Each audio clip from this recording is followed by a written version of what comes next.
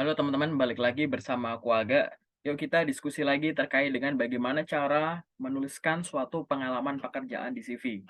Pada kesempatan ini aku pengen sharing tentang bagaimana cara menuliskan pengalaman kerja sebagai seorang security di CV. Nah, bagi teman-teman yang baru nonton video ini sebagai video pertama, silahkan teman-teman bisa explore semua informasi yang ada di channelku.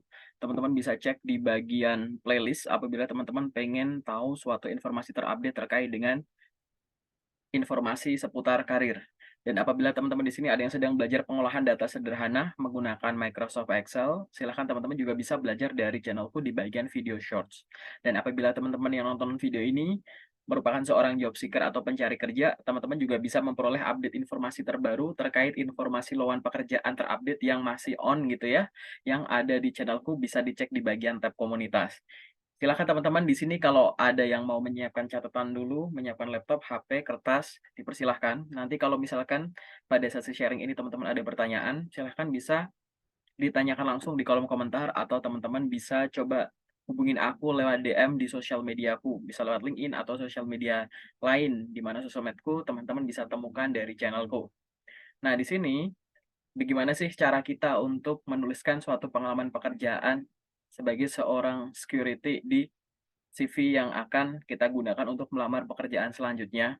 Nah, di sini aku pengen bahas dari basic dulu ya teman-teman, bahwa CV teman-teman itu akan mengandung banyak elemen CV. Elemen CV itu mulai dari info pribadi, summary, skill, pengalaman kerja, pendidikan, organisasi kepanitiaan, dan lain-lain kayak gitu.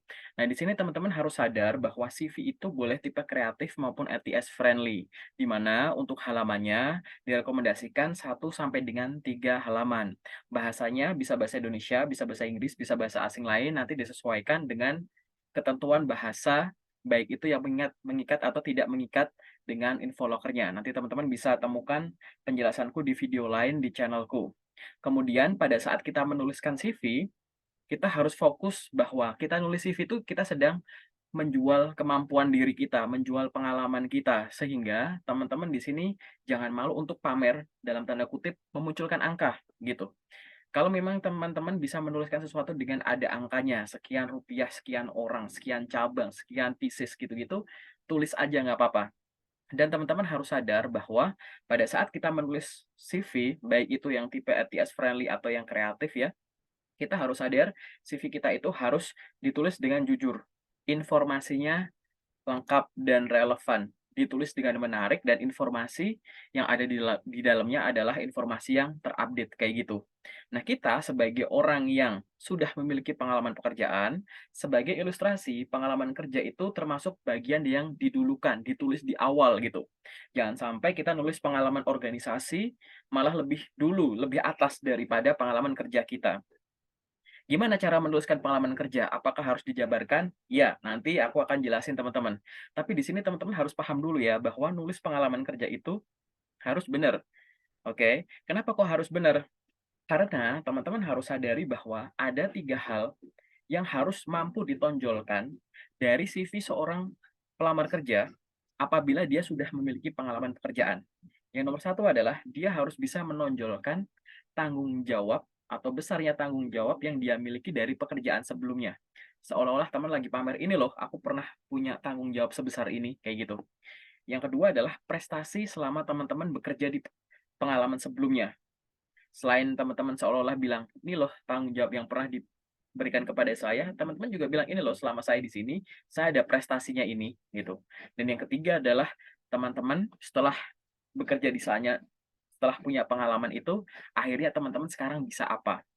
Itu berkaitan dengan skill. Jadi 3 hal yang harus ditonjolkan dari CV seorang yang sudah punya pengalaman kerja adalah tanggung jawab yang sudah pernah diembankan atau dipercayakan kepada dia, prestasi yang pernah dia raih selama memiliki tanggung jawab tersebut, dan yang ketiga, skill apa yang akhirnya diperoleh setelah dia bekerja di sana, kayak gitu.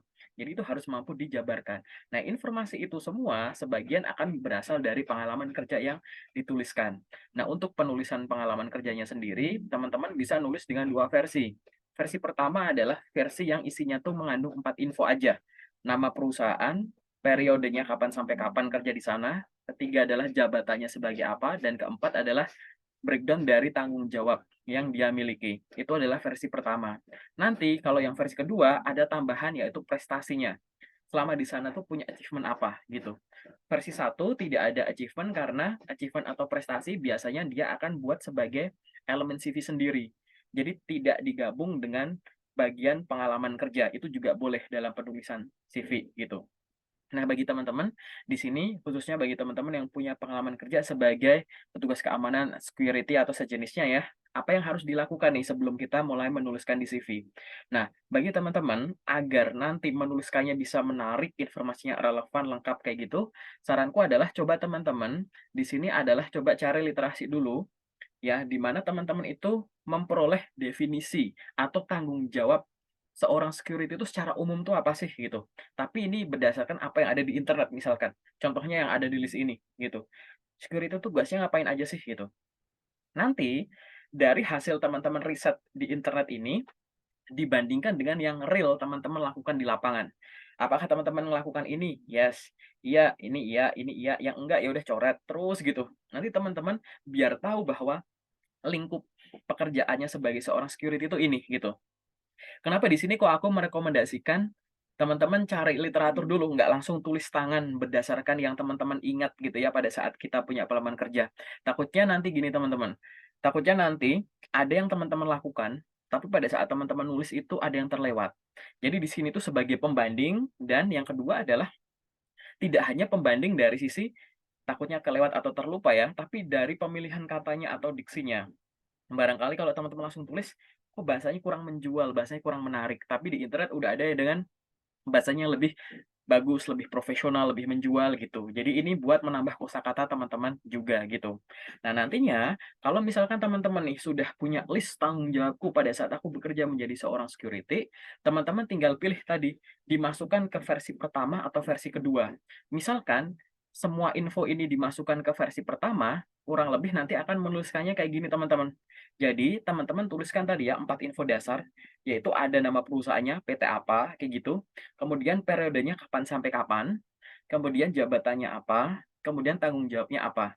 Ingat teman-teman, pada saat teman-teman itu membuat list tanggung jawab tadi yang banyak, itu tidak semuanya harus dimasukkan ke list yang nantinya akan teman-teman tulis di CV. Barangkali ada yang bahasanya mirip, bahasanya sama, udah saling mewakilkan, bisa digabung, atau yang unggulan saja, itu yang teman-teman tulis kayak gitu. Nanti coba teman-teman sambil dipertimbangkan, sambil dipikirkan gimana yang bagusnya. Biasanya teman-teman akan ada yang nanya, "Kak, kalau aku misalkan jadi seorang security, kemudian aku itu bekerjanya outsourcing, Kak," gitu. Jadi aku direkrut oleh perusahaan A, tapi aku ditempatkan di perusahaan B. Itu gimana cara nuliskannya? Sebenarnya nggak apa-apa teman-teman, pada saat teman-teman nulis nama PT-nya, itu adalah PT perusahaan outsource teman-teman, gitu. PT A, B, C, D, E, F, G. Misal periodenya kapan sampai kapan. Di bawahnya ada jabatan-jabatannya mungkin teman-teman tulis security PT EFGHI gitu, nggak apa-apa. Jadi kayak di situ kita bisa baca bahwa, oh teman-teman itu kerja di outsource ini, direkrut oleh di bawah PT ini, tapi penempatannya itu sebagai security di PT ini gitu. Nggak masalah ya teman-teman ya, ini pertanyaan yang sering berulang. Barangkali nanti teman-teman ada pertanyaan lain juga nggak masalah gitu ya. Nah nanti kalau misalkan teman-teman nulis di versi pertama ini, selalu ingat bahwa dia ditulis dijabarkan itu sebagai pengalaman kerja yang dituliskannya tuh di awal gitu. Tapi jangan khawatir teman-teman, karena CV itu boleh 1 sampai 3 halaman, jadi nggak usah takut untuk dijabarkan, karena ini merupakan poin-poin yang bisa teman-teman jual, kayak gitu ya. Kemudian, kalau misalkan teman-teman menuliskan versi satu semacam ini, di bagian section pengalaman kerja, silahkan tuliskan dari yang terkini dulu. Tuliskan pengalaman kerja dari yang terbaru, yang terkini, baru nanti mundur gitu. Dan kalau misalkan teman-teman ada prestasi, berarti kalau teman-teman tulis di versi satu, prestasi itu dibikin satu section sendiri. Kalau di gambar ini tuh satu kotak putih sendiri gitu, ada judul namanya achievement atau pencapaian. Itu teman-teman akan naruhnya di sana. Kemudian kalau misalkan teman-teman pengen pakai versi 2 juga bisa, gambarannya kayak gini teman-teman, sedikit berbeda ya dari yang versi satu yang ini. Yang di versi 2 ini teman-teman langsung tuliskan pencapaian atau achievement langsung jadi satu dengan penjabaran pengalaman kerjanya. Nah, untuk achievement sendiri, itu tidak harus achievement yang teman-teman itu menang lomba, dapat piala, dapat piagam, viral gitu-gitu, nggak harus. Walaupun kalau punya juga bagus ya dimasukkan. Tapi nanti teman-teman coba sambil dibayangkan ada achievement apa gitu. Misalkan, mampu menjaga keamanan lingkungan ini yang terdiri dari sekian bangunan tanpa ada keluhan kehilangan selama 1000 jam nonstop misalkan gitu. Itu kan sebenarnya teknik penjual aja ya gitu.